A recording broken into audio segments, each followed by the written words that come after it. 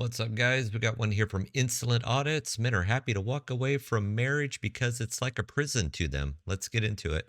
Conservative men are literally like, my politics are like stopping me from getting laid because when women find out that I just don't think they should have like rights and I just perceive them as like walking baby machines or sex objects, then they don't like me anymore and they don't want to have sex with me. So, like, can we just talk about something else? No, we're gonna talk about this and you're gonna have to explain yourself. I don't know how to respond to these anymore. I mean, you have a woman that is completely delusional what she thinks men are looking for. I mean, she's acting like men can't get laid because their politics sounds like they fell out of a 19th century time machine. I mean, men don't view you as a baby factory or a walking sex doll. At least all the men that I know don't do that. And maybe there might be some out there, but I'm not saying all men are that way. Anyways, next. Hey ladies, good morning. I don't often like to comment about things that are political, but I'm seeing a lot of fear in women, and it's understandable. There are some things with this election cycle that will cause fear. I want autonomy over my own body, and I'm sure you do too, and for our daughters. And it's scary. But most of the time, these laws are state by state. The federal government has said, we're going to leave it to the states to decide. I live in Florida.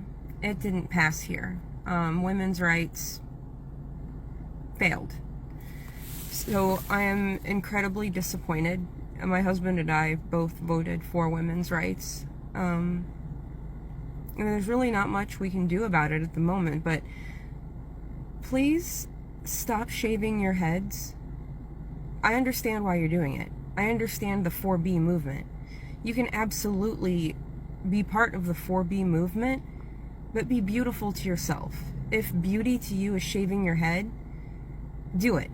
But I know for me, when I tattooed my face, it was after a horrible assault, and I did it in part to be less attractive, to be less of a target, and to prove to myself that I should exist, that I could be stronger than something going on in my mind. And I guess you had the classic, I tattooed my face to feel stronger after trauma. I don't know. I don't have anything against tattoos, but it's sad that she went through a traumatic event, and nobody, man or woman, should go through some sort of physical trauma or a physical attack in any way. But it seems like we've also have with women that are moving on to the head shaving hysteria as empowerment because of the current political climate that's coming here in the US. Ladies, if your first instincts after political losses to buzz cut your scalp and join a feminist movement with a name that sounds like a malfunctioning printer or maybe take a step back. You're not sticking it to the patriarchy. You're just, I would say you're scaring men into bunkers, but men aren't going to give you the time of day anyways, because you're the ones we're talking about anyways. But if shaving your head makes you feel empowered and it helps you sleep at night, I guess go nuts, do whatever. At least do the kind thing, donate your hair. Anyways, I think she still has more to say. Let's go ahead and get into it.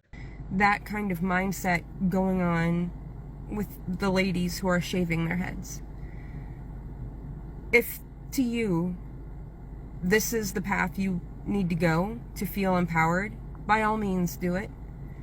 But please think about it. Hair grows back, absolutely, and it's a way to make a statement. I get that. But don't feel pressured into doing it.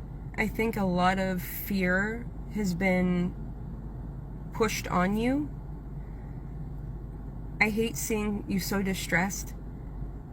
The crying, I'm so sorry.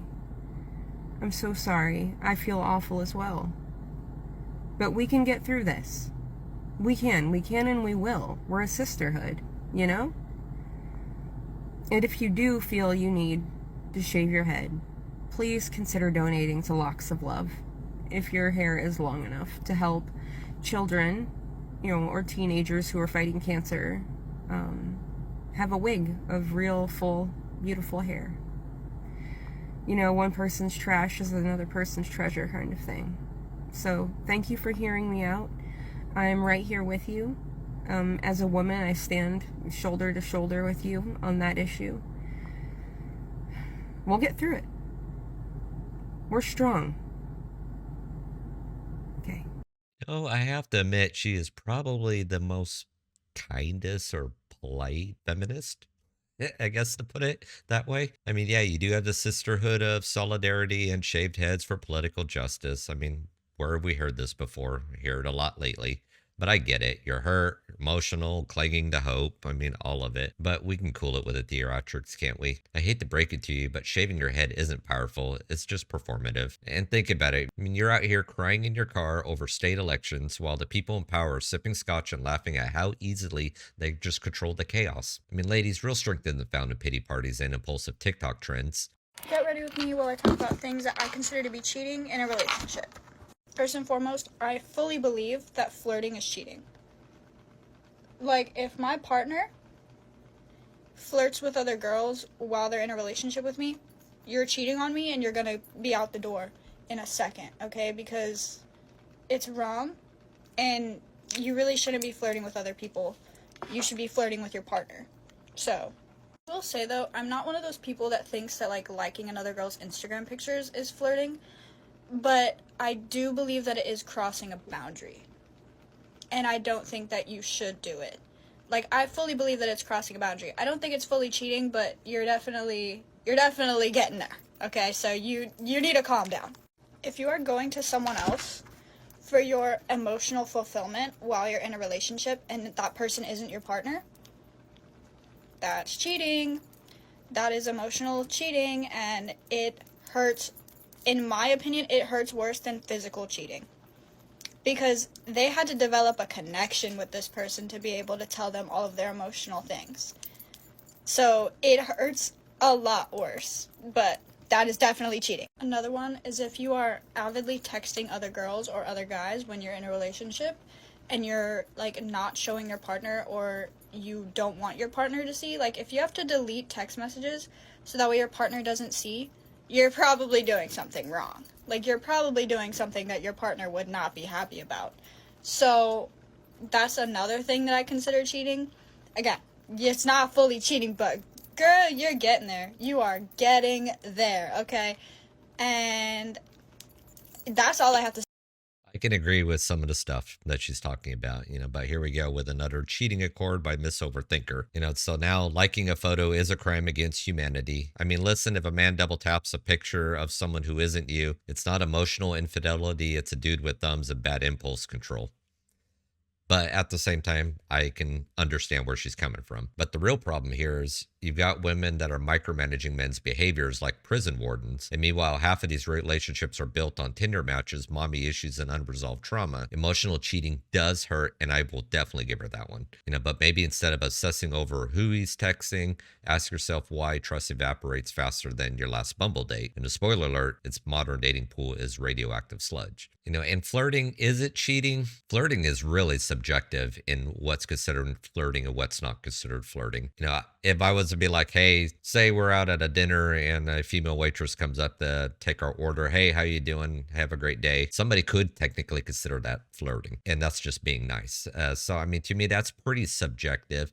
Basically, I think what we can say she's trying to say is, having firm set boundaries in place in a relationship. And then if those boundaries do get crossed, there are consequences to those actions, whether it's the man or the woman that's crossing those boundaries. And usually that involves how are you going to handle it? You're going to walk away. You're going to argue it over it. You're going to reinforce it. That comes down to the two people. Modern relationships, a dumpster fire fueled by securities, performative activism, and slow collapse of societal trust. I mean, women are out here shaving their heads and crying about elections, and men are walking on eggshells to avoid being accused of jacket adultery. In the bigger picture, elites love this. Divide and conquer, baby. We've got women shaving their heads and men checking out of relationships altogether. Family units are now obliterated. Dating culture polluted by social media and insane standards. Marriage, it's a financial guillotine for men in the West, where one wrong move means you're losing half of your shit. I mean, solutions, it's easy to say and hard to do. Men, stop chasing validation from women who view you as walking ATMs. Go your own way if you must. Find purpose, build yourself up, and if you want love, seek it where traditional values still exist. Women, maybe take a step back from this constant need for performative empowerment. True strength isn't found in buzz cuts and Instagram tantrums. It's found in resilience, accountability, and sanity. Anyways, guys, that's the end of the video here today. If you like what you've seen, hit that like button, share, subscribe, all that fun shit. Drop me a comment down below on what you think.